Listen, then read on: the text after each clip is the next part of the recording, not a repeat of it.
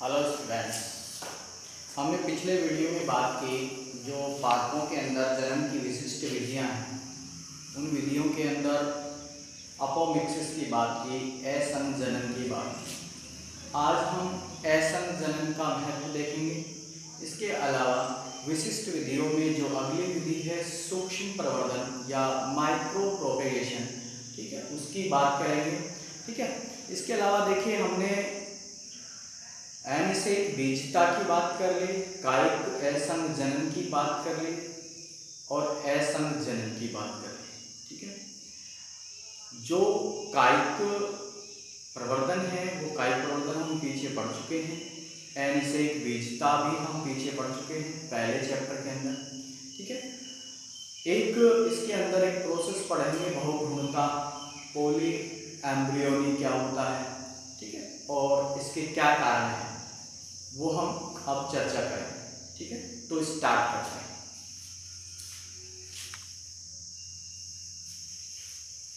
आज का हमारा टॉपिक है,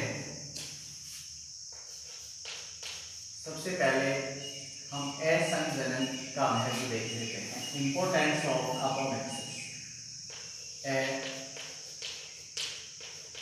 असंजनन का महत्व।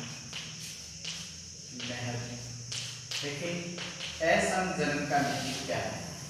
हमने देखा कि असंजनन के अंदर बिना युग्मक संलयन के भ्रूण का निर्माण हो रहा है। तो इस कंडीशन में हम देखेंगे तो उस भ्रूण से जो पौधा बनेगा वो बिना फर्टिलाइजेशन के बना है।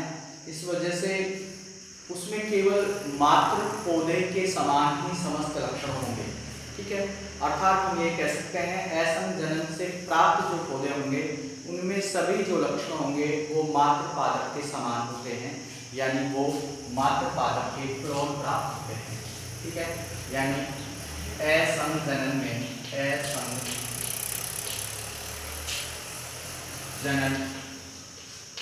में प्राप्त पादप मात्र पौधे के क्लोन होते हैं, क्लोन होते हैं। समझ गए? क्योंकि इसके अंदर केवल एक ही पौधा भाग लेगा, क्योंकि बिना फर्टिलाइजेशन के पौधा बन रहा है, भ्रूण बन रहा है। तो उस कंडीशन के अंदर उसके जितने नया पौधे के जितने भी जो है लक्षण होंगे वो मात्र पौधे के समान होंगे, इसलिए वो क्या कहलाएगा, क्लोन कहलाएगा। ठीक है, इसके अलावा हम बात करें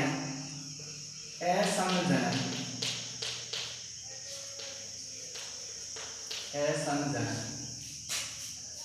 द्वारा पौधों में जो विशिष्ट लक्षण होते हैं, महत्व के लक्षण होते हैं, उन्हें लंबे समय तक बनाए रखा जा सकता है। ठीक है, यानी असंजनन द्वारा वांछित या हम कह सकते हैं विशिष्ट लक्षणों को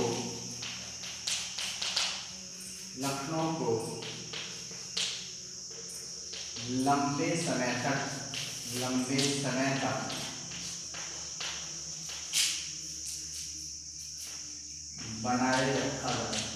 बनाए रखा जा सकता है। ठीक है, इसके अलावा हम बात करें तो जो फसली पौधे होते हैं उनमें इस प्रोसेस से प्राप्त जो पौधे होंगे वो शुद्ध पेवर लाइन फसल होगी, जिससे हम आसानी से संकर बीज भी प्राप्त कर सकते हैं।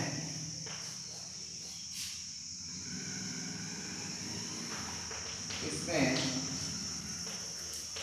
फसली पौधों के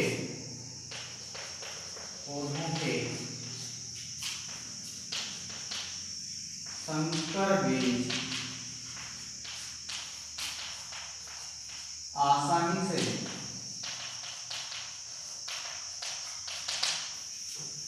प्राप्त किए जा सकते हैं,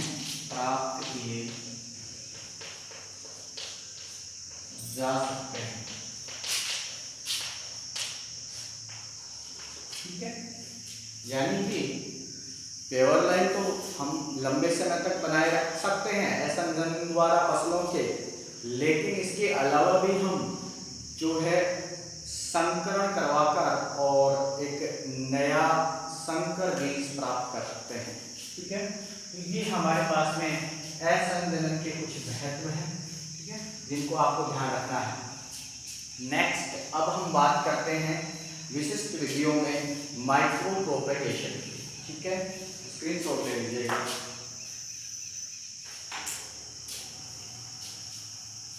ठीक, देखिए नेक्स्ट जो हमारा टॉपिक है सूक्ष्म प्रवर्धन।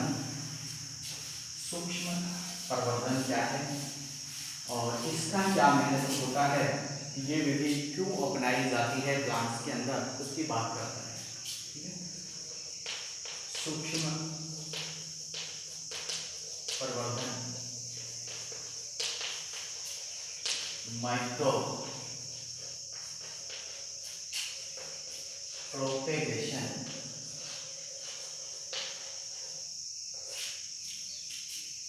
ठीक है, माइक्रो प्रोपेगेशन देखिएगा ये क्या है। सबसे पहले तो ये देखिए सूक्ष्म प्रवर्धन होता क्या है।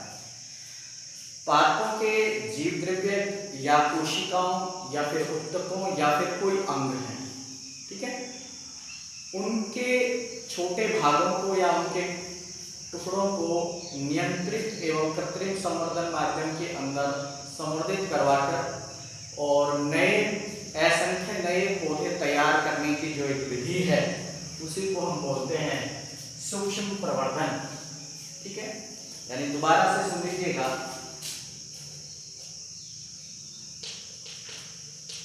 पादपों के कोशिकाओं के जीव द्रव्य या फिर कोशिका या उत्तक या अंग को रोगाणु रहित नियंत्रित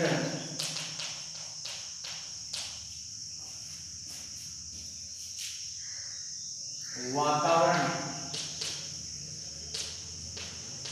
एवं कृत्रिम संवर्धन माध्यम में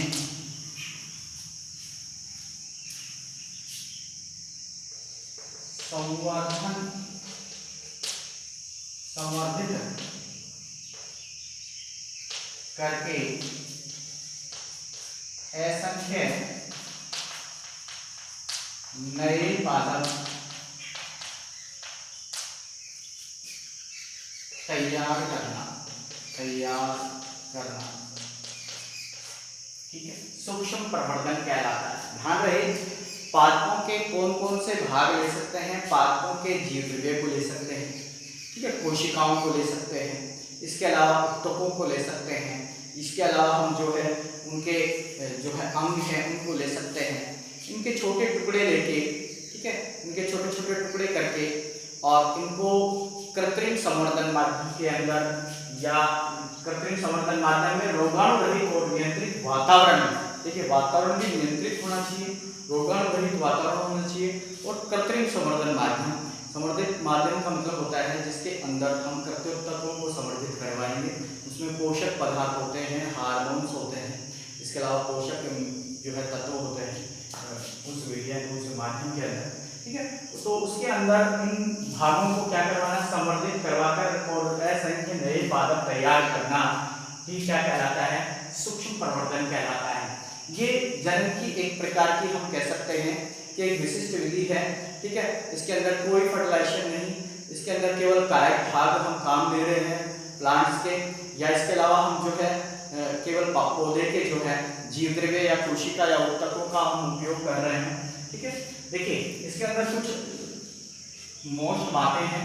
जैसे हम बात करें तो पादपों की कोशिकाओं के जीवद्रव्य या कोशिका या ऊतक या अंग के जो छोटे छोटे टुकड़े होते हैं उनको बोलते हैं कृत्योत्तक। ठीक है, कृत्योत्तक। इनमें कृत्योत्तकों का उपयोग होता है। देखिए, इन कृत्योत्तकों को सबसे पहले कृत्रिम संवर्धन माध्यम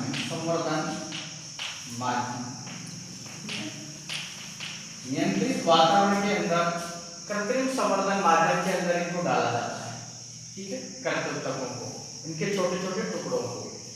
जैसे कि हम बात करें, जैसे ये पात्र है, इसके अंदर हम जो है संवर्धन माध्यम दे रखे हैं, इसमें हमने इन कृत्योत्तकों को,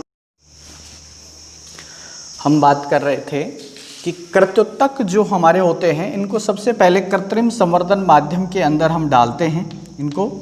ठीक है, तो जैसे ही इनको हम कृत्रिम संवर्धन माध्यम के अंदर डालेंगे, इनमें कोशिका विभाजन होगा और कोशिका विभाजन से अविभेदित कोशिकाओं का एक समूह बनेगा। अविभेदित कोशिकाओं का ये जो समूह बन रहा है इसको बोलते हैं अविभेदित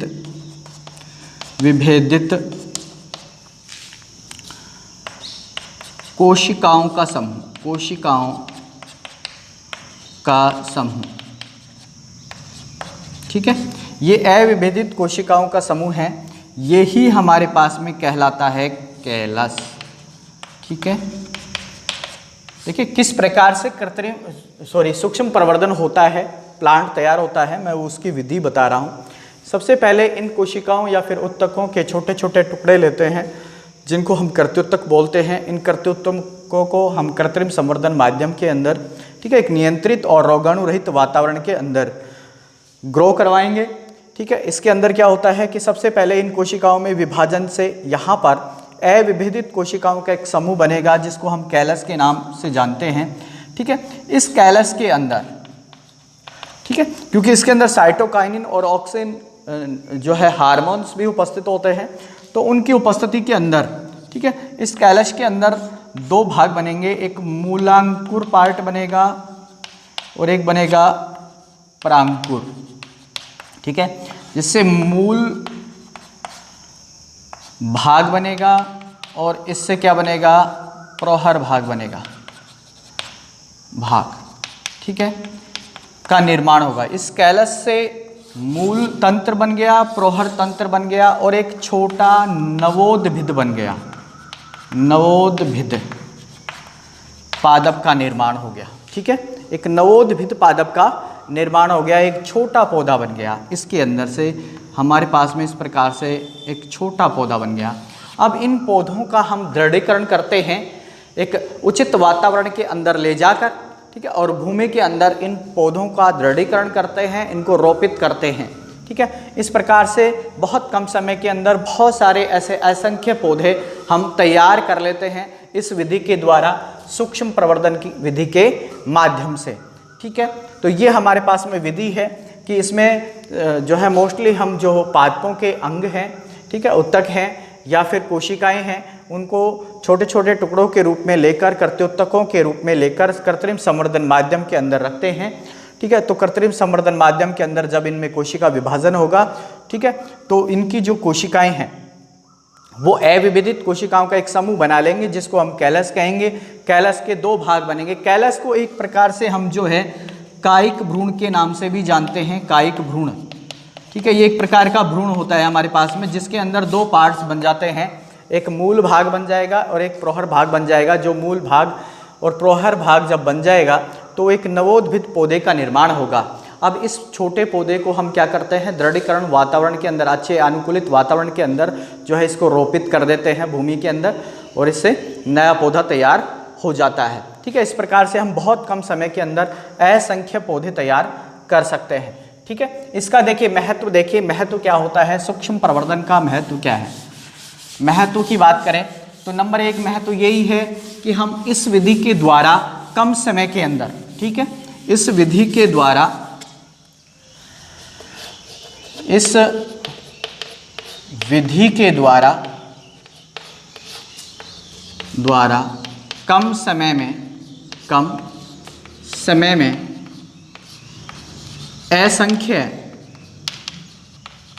असंख्य तैयार कर सकते हैं। ठीक है, देखिए हम कर्तृत्वक ले रहे हैं, हम पादप भाग ले रहे हैं, तो हम ऐसे पादप भाग लेंगे जहां पर रोगाणु नहीं होते हैं, हम ऐसे उत्तकों का चुनाव कर लेंगे। तो जो विभज्योतक होते हैं, शीर्षस्थ विभज्योतक मोस्टली, उनमें किसी भी प्रकार के रोगाणु नहीं पाए जाते हैं। ठीक है, तो हम उनका उपयोग करके क्या बना सकते हैं, रोगाणु या रोग मुक्त पादप तैयार कर सकते हैं। ठीक है, सॉरी, कर सकते हैं। ठीक है, नेक्स्ट हम बात करें तो देखिए, जो औषधीय महत्व के पौधे हैं, आर्थिक महत्व के पौधे हैं व्यावसायिक रूप से, ठीक है, उनका हम क्या करते हैं, पारिस्थितिकी महत्व के पौधे हैं जो पारिस्थितिकी को संतुलित बनाने का कार्य करते हैं। ठीक है, इन पौधों की जो संख्या घट रही है, उस संख्या को हम तीव्रता से बढ़ा सकते हैं। ठीक है, यानी कि हम ये कह सकते हैं कि औषधीय, ठीक है, आर्थिक एवं पारिस्थितिकी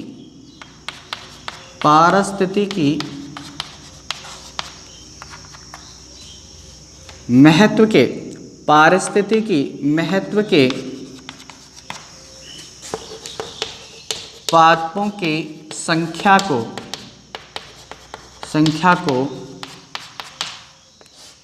शीघ्रता से बढ़ाया जा सकता है, शीघ्रता से बढ़ाया जा सकता है, बढ़ाया जा सकता है। ठीक है, क्योंकि देखिए अगर हम बात करें इन पौधों के अंदर जो लैंगिक जनन की बात करें, तो लैंगिक जनन या सेक्सुअल रिप्रोडक्शन से अगर प्लांट्स को तैयार करेंगे तो उसमें बहुत ज़्यादा वक्त लगता है। इसलिए हम इस विधि का उपयोग करके और कम समय के अंदर बहुत ज़्यादा संख्या में पौधे तैयार कर सकते हैं। ठीक है, जैसे आर्किड पादप्स हैं। ठीक है, इसके अलावा जैसे हम बात करें गुलदाउदी है। ठीक है, इन प्लांट्स का जो है हम सूक्ष्म प्रवर्धन विधि के माध्यम से जो है इनकी संख्या को बढ़ाते हैं। ठीक है, ये तो हमारे पास में विशिष्ट विधियाँ, जनन की विशिष्ट विधियाँ हो गई, जिसमें हमने क्या क्या पढ़ा, असंग जनन पढ़ा। ठीक है, अनिषेक बीजता पढ़ा। ठीक है, कायिक प्रवर्धन पढ़ा और सूक्ष्म प्रवर्धन पढ़ा। ठीक है, जिसमें कायिक प्रवर्धन और अनिषेक बीजता की बात करें तो वो दोनों ही विधियां हमारे पास में पहले हम पढ़ चुके हैं। ठीक है, हमने इस चैप्टर के अंदर अभी असंग जनन पढ़ लिया है। ठीक है, अपोमिक्सिस क्या होता है, सूक्ष्म प्रवर्धन क्या होता है, जो जनन की विधियाँ हैं। अब हम पढ़ने जा रहे हैं एक बहुत ही महत्वपूर्ण टॉपिक है। ठीक है, बहुभ्रूणता। ठीक है, बहुभ्रूणता की बात करेंगे।